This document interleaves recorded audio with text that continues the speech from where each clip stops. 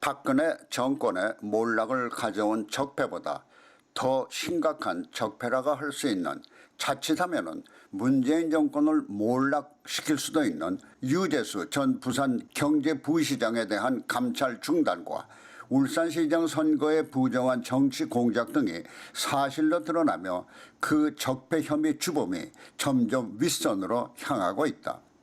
이와 같은 결과는 당초 이 사건이 불거졌을 초반만 해도 청와대는 물론 심지어 집권 여당도 자신감에 빠져 있었지만 기가 죽어가고 있는 것으로 나타나고 있다. 당초 이들은 윤석열 검찰이 감히 막강한 집권 세력을 향해서 칼을 켜노 하면서 기고만장했고, 청와대는 검찰의 기본적 수사를 무시한 비난성 성명을 비롯해서 집권 여당인 더불어민주당의 이해찬 대표는 검찰이 감히 누구를 겨냥해 하는 식으로 검찰을 그들의 둘러리쯤으로 보는 오만을 보여왔다. 이때만 해도 검찰의 수사가 정권에 이어갔던 협박성 압력과 그들 특유의 역공작으로 사건을 흐릴 수 있다는 자신감이 있었기 때문일 것이다. 그러나 검찰이 청와대에 대한 압수수색을 단행하고 유재수에 대한 감찰 중단이나 부당한 정치적 선거 개입인 울산시장 선거를 둘러싼 관련자들의 진술이 서로 엇갈리는 속에서 진실을 흐리려는 의도가 드러나고, 검찰은 혐의 사실에 대한 팩트에 접근하자 관련자들이 자신들의 신병의 위협을 느끼기 시작하며 이전은 자기 진영 내에서 자중질환이 일어나면서 서로 책임을 전가하는 추한 모습을 드러내고 있다.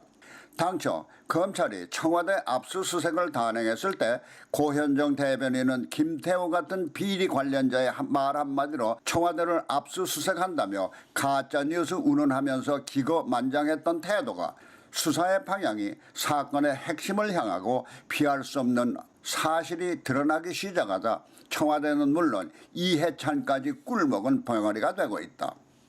이러한 자중질환은 이 사건의 실체가 그들의 말바꾸기 같은 변명으로는 덮어질 수 없는 엄중한 사건임을 자각했기 때문일 것이다.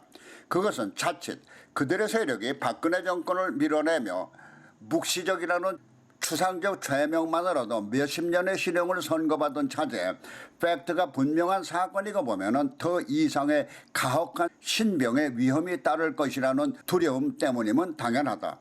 서로 책임을 미는 주요 단면을 보자.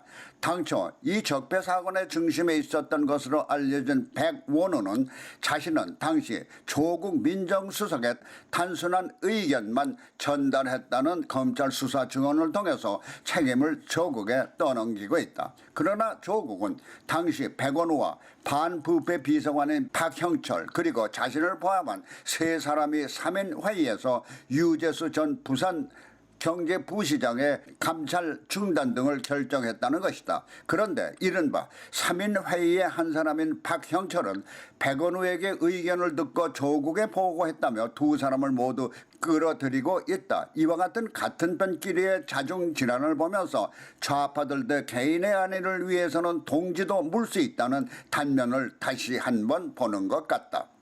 여하튼 사건의 본질로 돌아가 여기서 만일 조국이 모든 책임을 뒤집어써야 한다면 누구에게 책임을 전가할 것인가가 궁금해진다.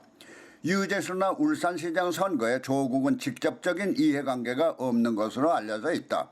그렇다면 울산시장 선거의 경우 개입할 사람은 문재인이 된다. 그것은 이념적 동지인 송철호를 울산시장에 당선시키기 위해서 힘써야 할 사람은 당연히 지금의 문재인 대통령이기 때문이다.